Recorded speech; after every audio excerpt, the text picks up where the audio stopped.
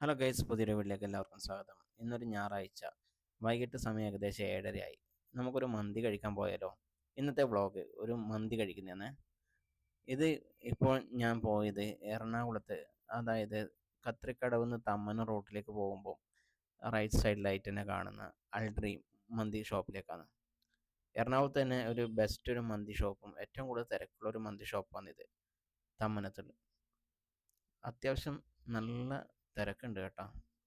കാരണം തിരക്ക് തുടങ്ങുന്നേ ഉള്ളൂ. ഞാൻ എത്തുന്നത് സമയം 7:30 നൈറ്റ് ഫുഡിൻ്റെ സമയമാകുന്നല്ലേ ഉള്ളൂ. വിശാലമായ സൗകര്യം തന്നെയുണ്ട് കയറുമ്പോൾ. നല്ല നീറ്റായ സ്ഥലമാണ്. അങ്ങനെ ഞാൻ മന്തിക്ക് വേണ്ടി ഓർഡർ ചെയ്തു. ഒരു ഹാഫ് മന്തി, ഹാഫല്ല, ക്വാർട്ടർ മന്തി, നോർമൽ മന്തിയാണ് കേട്ടോ. അതായത് നമ്മുടെ കുഴിമന്തി, പെരി പെരിയോ അല്ലെങ്കിൽ അൽഫാം മന്തിയോ ഒന്നല്ല ഓർഡർ ചെയ്യുന്നത്. അങ്ങനെ നീറ്റായ ഒരു പ്ലേറ്റും അത് തുടക്കാനുള്ള ടിഷ്യൂ, ഇതാണ് അവരെ സോസും. സോസ് എന്ന് പറയുമ്പോൾ അതിൻ്റെ അകത്ത് തക്കാളി ചട്നിയും പിന്നെ മയോണൈസും. അങ്ങനെ ഓർഡർ ചെയ്ത കുഴിമന്തി എത്തിയേട്ടോ. നല്ല അത്യാവശ്യം വലിപ്പമുള്ളൊരു ചിക്കൻ പീസിനെ ആദ്യം എടുത്തിട്ടും. ഇതിൻ്റെ റൈസ് കണ്ട, അധികം ഓയിലൊന്നും ഇല്ലാതെ. ചില സ്ഥലങ്ങളിൽ ഓയിലുള്ള റൈസാണ്, പക്ഷേ ഇത് നല്ല അധികം ഓയിലും ഇല്ല, നല്ല പഞ്ഞി പോലത്തെ ചോറും അത് പഞ്ഞി കിട്ടു പോലത്തെ ഒരു ചിക്കനും.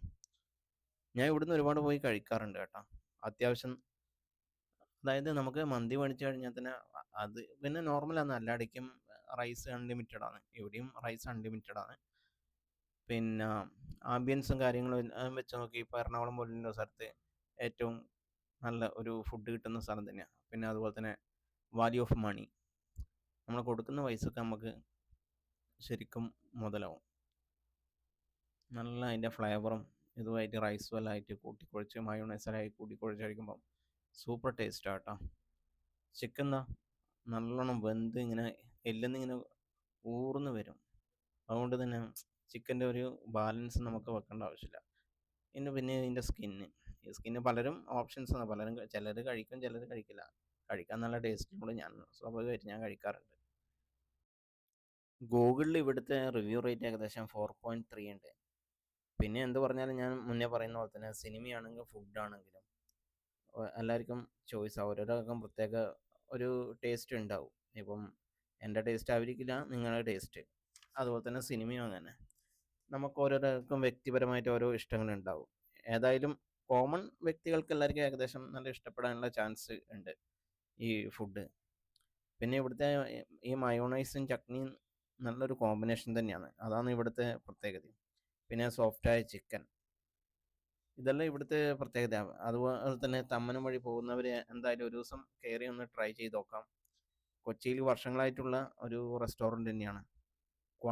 ക്വാളിറ്റി ഇതെല്ലാം നല്ല ബെസ്റ്റാണ്. അങ്ങനെ ഞാൻ ഫുഡ് കഴിച്ച് ഇറങ്ങി. ഇനി ബില്ല് കൊടുക്കാം. ഏകദേശം ബില്ല് വന്നത്, അതായത് GST അടക്കം 204 രൂപ ആണ് ബില്ല് വന്നത്. അതിന് മുന്നേ തന്നെ ഞാൻ രണ്ടാമത് റൈസ് മേടിച്ചു കേട്ടോ. കാരണം അൺലിമിറ്റഡ് ആയതുകൊണ്ട് നല്ല ടേസ്റ്റും ഉണ്ട്. നല്ല വിശപ്പുള്ളൊരു സമയത്ത് തന്നെയാണ് കയറിയത്. അതുകൊണ്ട് തന്നെ നല്ലോണം കഴിക്കാൻ പറ്റി. രണ്ടാമത് തന്ന് ഇത്ര പോലെ റൈസ് എടുത്തിന്.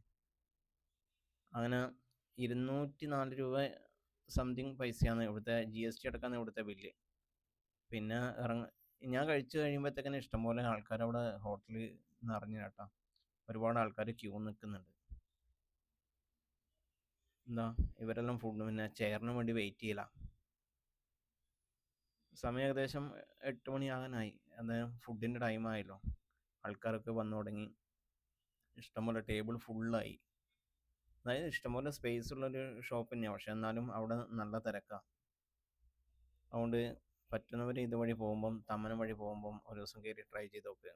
ഏതായാലും നിങ്ങളുടെ കൊടുക്കുന്ന പൈസക്ക് ഏതായാലും മുതലുണ്ട്, അത്ര തന്നെ. പിന്നെ